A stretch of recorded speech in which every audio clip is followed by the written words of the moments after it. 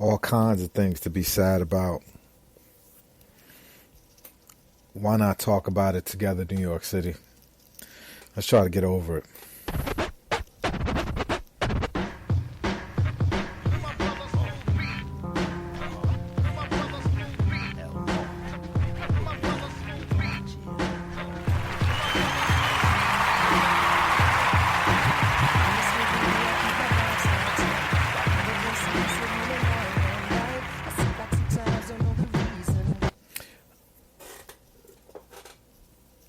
On the night of the passing of the great Kobe Bryant, fortunately, I got to talk about these Knicks and these Nets. But before I talk about that travesty, let me say something about what's going on with Kobe. Obviously, everybody around my age. I'm a 70. I was born in the 70s. You know,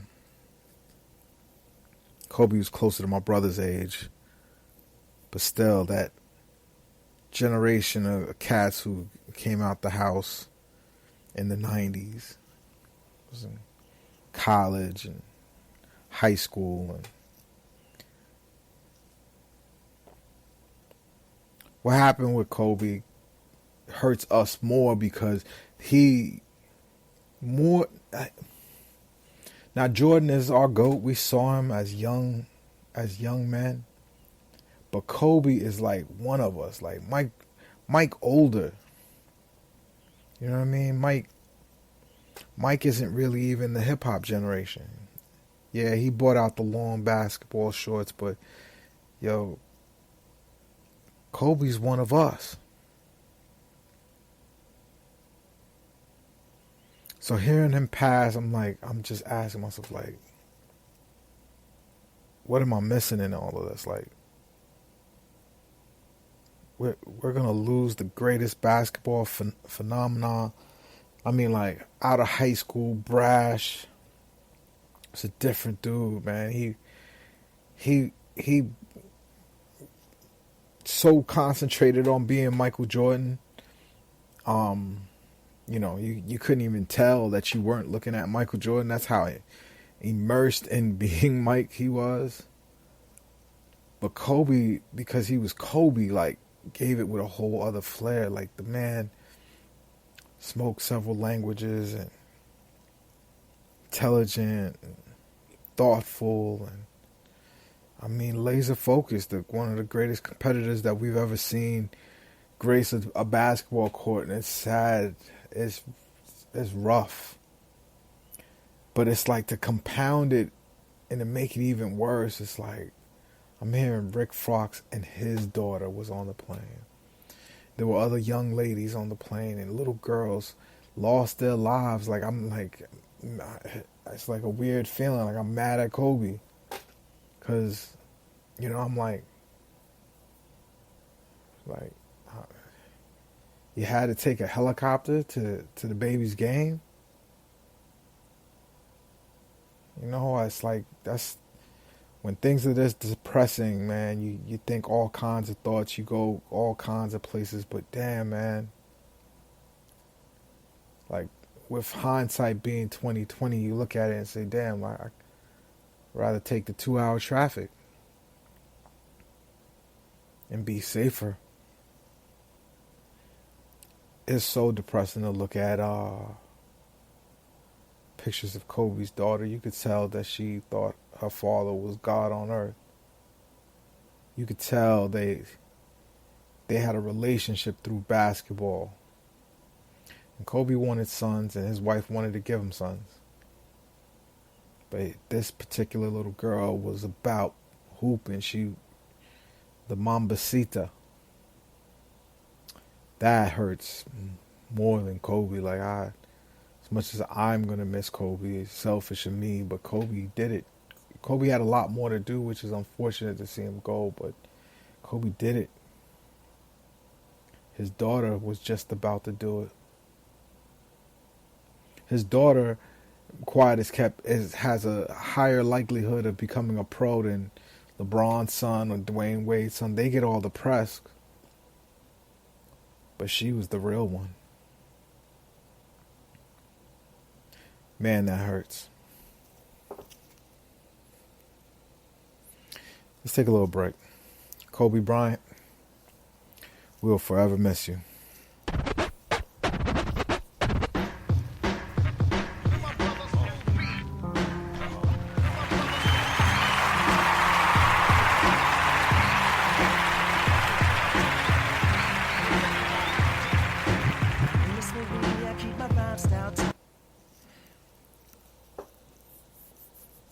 New York City,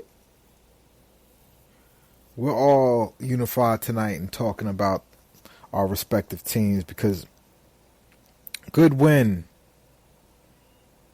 by the Knicks. You know what you proved tonight, the Knicks? That even though everybody was clowning you for your signings, and look, let's not get outrageous. You know, you're signing the guys the Knicks signed. You know, the philosophy was right, but how they're deploying them is wrong. You know, tonight I won't get into the Knicks needing to play the youth because they're not going to win a lot of games. A bad team beat a worse team tonight. And I would submit to you that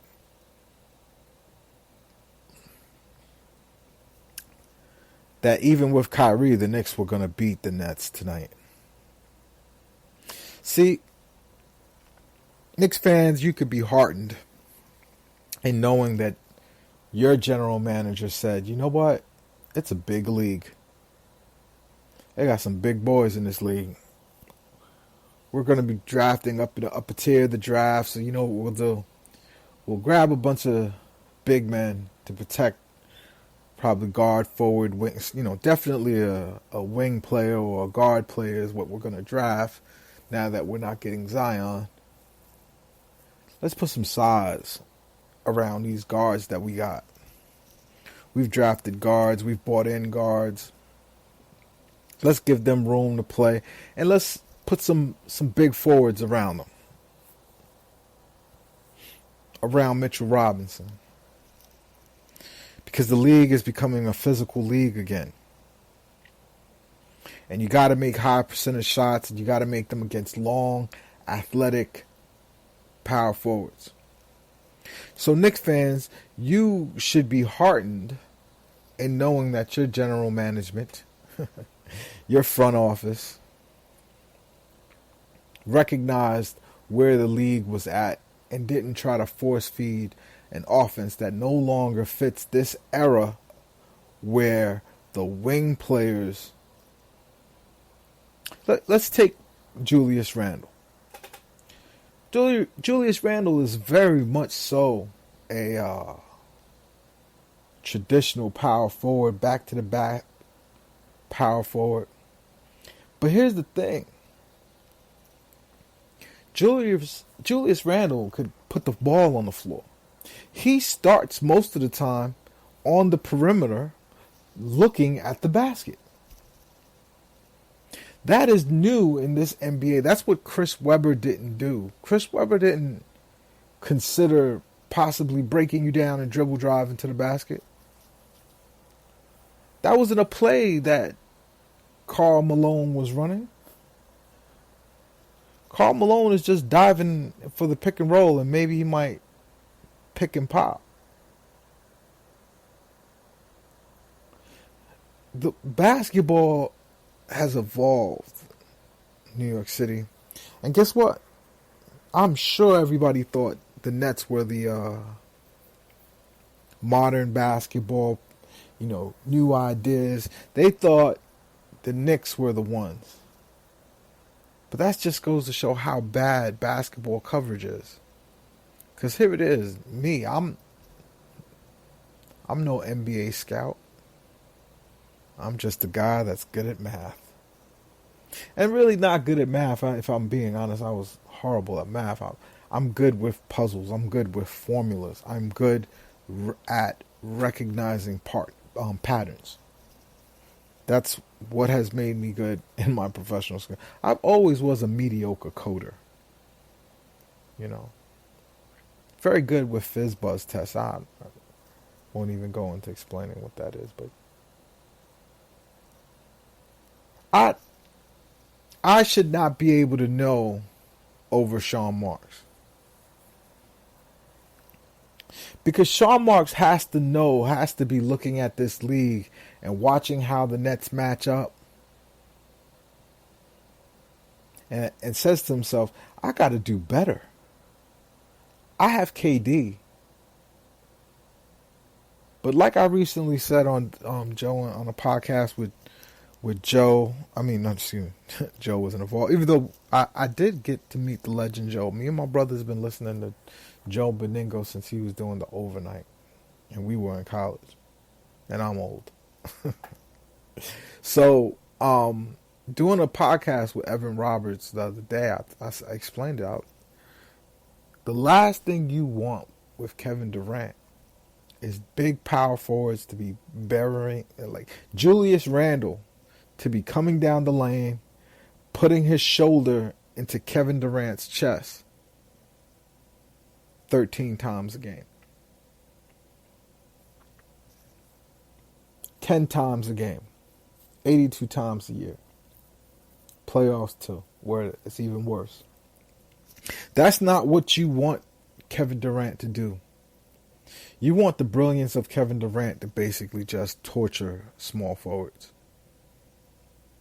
You want them to, even if it's their best defensive player, because I could see a team like Milwaukee telling Giannis to specifically guard Kevin, and Kevin would use him. Now, Kevin may not be able to stop Giannis, but Giannis can't stop Kevin. So a smart basketball team tries to find the players with the size and the mobility and the strength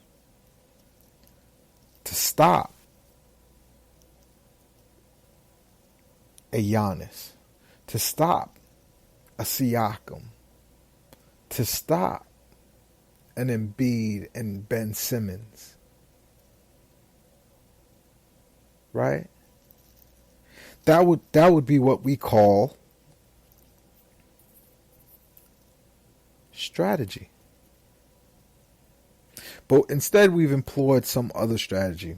One that says because he's faster, he's going to play grittier, he's going to play tougher. Taurean Prince should be guarding Giannis Antetokounmpo. If a group of scouts sat around a table and said to themselves that was okay, then you must fire that group of group of scouts. They got to go. And Kenny Atkinson needs to go specifically because he trots that out every night. Now, I know he thought he was doing something. I know he thought he was, I'm Kenny Atkinson. I'm brilliant. Kenny Atkinson, you are a moron. And you are a fraud. And I don't say that to question your character. I say that because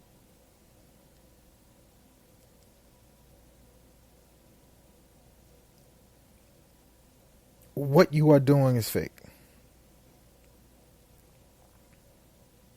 Taurean Prince I think he got 15 tonight, shot 40%.